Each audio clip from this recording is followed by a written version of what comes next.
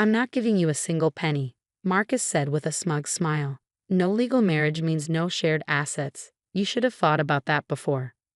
I stood in the living room, no, his living room now, watching the man I had loved for 8 years tell me I was getting nothing.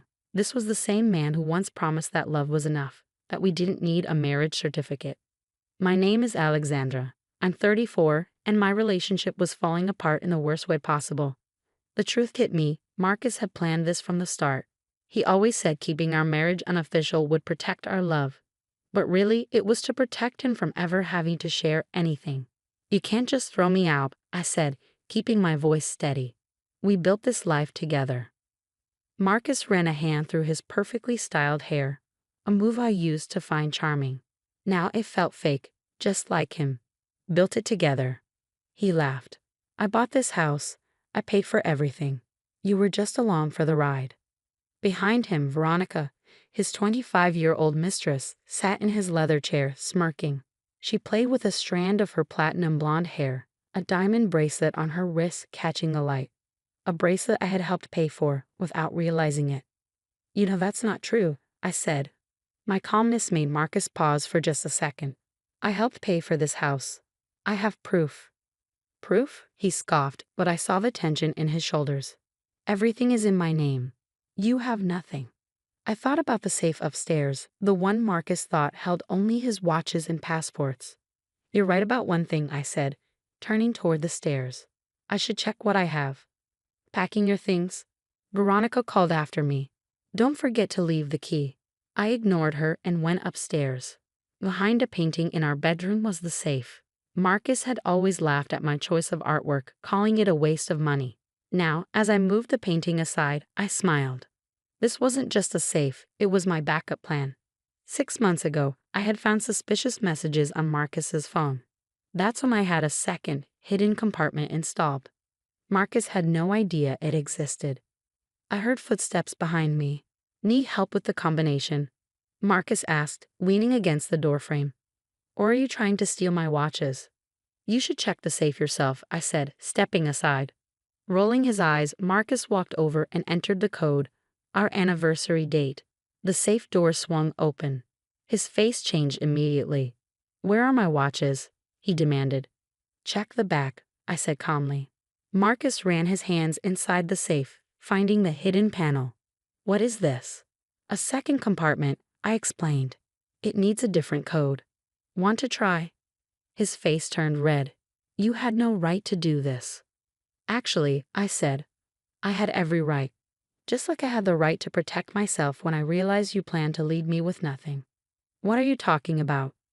I pulled out my phone and played a recording, his voice talking to his lawyer about how to make sure I got nothing. The conversation was from 3 months ago, right around the time he started seeing Veronica. Marcus turned pale. You recorded me?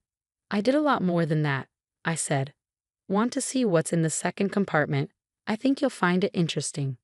Before he could answer, Veronica appeared at the door. What's taking so long? We have dinner reservations. I smiled. You might want to cancel. We have a lot to discuss about asset division and common law marriage laws in this state. Marcus's smug look faded. I could see the moment he realized he wasn't the only one who knew how to plan ahead. This is ridiculous, he snapped. You can't prove anything. Why don't you open the second compartment and find out? I said, leaning against the wall. The code is 071521, the day you met Veronica. I thought that was fitting. Marcus's hands shook slightly as he entered the combination. The hidden panel clicked open, revealing stacks of papers, USB drives, and a small laptop. What is all this? He asked, grabbing a file. Insurance, I said calmly. Proof of every deposit I made, every renovation I paid for, every piece of furniture I bought. But that's just the start. I opened a folder showing photos of Marcus and Veronica together, months before I was supposed to know about their affair. When someone moves money around suspiciously, a good investigator can find out a lot. Veronica stepped closer, trying to see the documents. That doesn't prove anything, she said. I smiled and pulled out another folder. Actually, it does. These bank statements show Marcus transferring money from our joint account to you, Veronica. The dates match your new car, designer clothes, and that bracelet on your wrist. Marcus lunged for the papers, but I stepped back. Careful. These are copies. The originals are with my lawyer. Your lawyer? He laughed, but I could hear the nervousness in his voice. Since when do you have a lawyer? Since I found your emails to your lawyer about hiding assets from me. I held up another document. You should really change your phone password more often. His face turned white. You had no right to look at my private messages. Just like you had no right to take money from our savings. I shot back, pulling out more statements. Or to use that money to take care of her. Veronica's smirk disappeared. Marcus, what is she talking about? I turned to her. He's been using our money to fund your relationship, and according to these documents, I paid for over 60% of our household expenses in the last 3 years, while Marcus spent on his business ventures. Marcus shook his head. That's not true. Everything's in my name. That doesn't matter, I said, opening my laptop. In this state, if a couple acts like they're married for long enough, the law treats them as married. And we did, for 8 years. I played video clips from holidays, family events, and business functions. In each one, Marcus introduced me as his wife. Every clip was dated and saved. But that's not even the worst part, I said, pulling out the last folder. Remember the business loan you took out last year? The one that needed a spouse's signature? Marcus went pale. You wouldn't. You forged my name, I said flatly. I have proof. The bank's fraud department was very interested in it. Veronica took a step back, eyes wide. You told me you were divorced, that everything was settled. I sighed. He lied to both of us. The difference is, I figured it out and prepared. Marcus leaned against the wall, his plan falling apart. What do you want? He asked weakly. Fairness. Half of what we built, the house, the savings, everything. If you fight me, I can take this to court. And we both know that won't end well for you. Veronica grabbed her purse. I can't believe this. You told me you were rich, that everything was yours. Veronica, wait, Marcus called as she rushed downstairs. I calmly put the files back into the safe. I'll have my lawyer prepare a fair settlement. I highly suggest you sign it. You planned all of this, Marcus accused. No, I said. I just learned from you. You taught me how to protect myself, keep evidence, and plan ahead. I guess I was a better student than you expected. Outside, Veronica's car roared to life and sped away. Marcus looked lost. His perfect plan to leave me with nothing had completely failed. I'll give you time to think about it, I said, closing the safe and putting the painting back. Oh, and don't bother trying to open the safe again. I already changed the combination.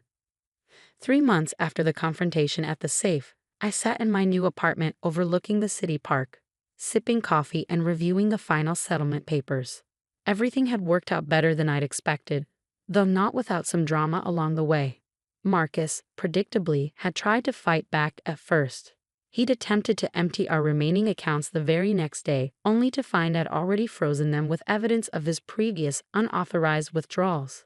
Then he tried claiming some of my evidence was obtained illegally, until my lawyer pointed out that all surveillance had been conducted in our shared home where I had legal residence.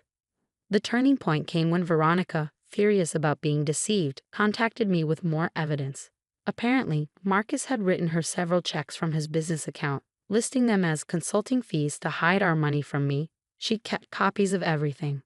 I thought you should have these, she'd said during our coffee meeting. He played us both, just in different ways. The bank's fraud department was particularly interested in those documents along with the forged loan papers. Faced with potential criminal charges, Marcus finally gave in.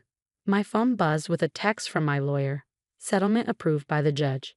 Everything's official now. I smiled, remembering Marcus's words from that day. I'm not giving you a penny. In the end, he'd given me exactly what I deserved. Half of everything we'd built together. The house was being sold, with proceeds to be split equally. Our joint accounts were divided, and he had to repay every penny he'd given to Veronica from our money. My doorbell rang, interrupting my thoughts. It was Lisa, my best friend, holding a bottle of champagne. Ready to celebrate, she asked, grinning. The papers just came through, I confirmed, letting her in. I still can't believe you pulled this off, she said, setting down her bag. When you first told me Marcus was cheating, I was so worried he'd leave you with nothing. I led her to the kitchen, grabbing champagne flutes. I learned something important through all this, I said, watching her pop the cork. Sometimes the best revenge isn't about getting even. It's about being prepared. And boy, were you prepared. Lisa laughed, pouring the champagne. The look on his face in the security footage when he tried to access the safe again was priceless. That had been an interesting day. The cameras I'd installed caught him attempting to break into the safe while I was out. The police had been very interested in that footage too. You know what the best part is? I said, taking my glass. I'm actually happier now. All those years, I was trying to make a marriage work with someone who saw me as disposable. Lisa raised her glass. To new beginnings? To new beginnings, I agreed. And to good lawyers, hidden safes, and karma. We settled on my new balcony, enjoying the spring breeze. Below, people walked their dogs and pushed strollers through the park. A completely different view from the suburban house I'd shared with Marcus. Have you heard what happened with his business? Lisa asked. I nodded. The bank audit triggered by the fraud investigation found some creative accounting. He's had to sell his share to his partners. Karma really is something, Lisa mused. And Veronica? Last I heard, she's dating one of the bank investigators, I said, unable to hold back a laugh. Apparently, they hit it off when she was providing evidence against Marcus. The sun was setting, casting a golden glow over the sea. I thought about how different my life was from what I'd imagined when Marcus first proposed our private ceremony 8 years ago. Back then, I thought love was enough. Now I knew better. Trust had to be earned and protection had to be ensured. My phone buzzed again. An email from my new business partner. After the divorce settlement, I'd invested my share in a property development company. Turned out I had quite a talent for it, probably from all those years managing our household renovations. Speaking of new beginnings, I told Lisa, we just closed on that downtown project I told you about. The returns are looking even better than projected. Look at you, she said proudly, from almost losing everything to building your own empire. I shook my head. I never almost lost everything. Even when Marcus thought he had me cornered, I was always 2 steps ahead. That's the difference between us. He planned to tear someone down, while I planned to build myself up. As the sky darkened and city lights began twinkling, I felt a deep sense of peace. The safe upstairs in my old house had held more than just documents. It had contained my freedom, my future, and my power to choose my own path. Marcus had taught me one valuable lesson. Always keep evidence, always plan ahead, and never let anyone make you feel powerless. It wasn't the lesson he'd intended to teach, but it was one I'd never forget.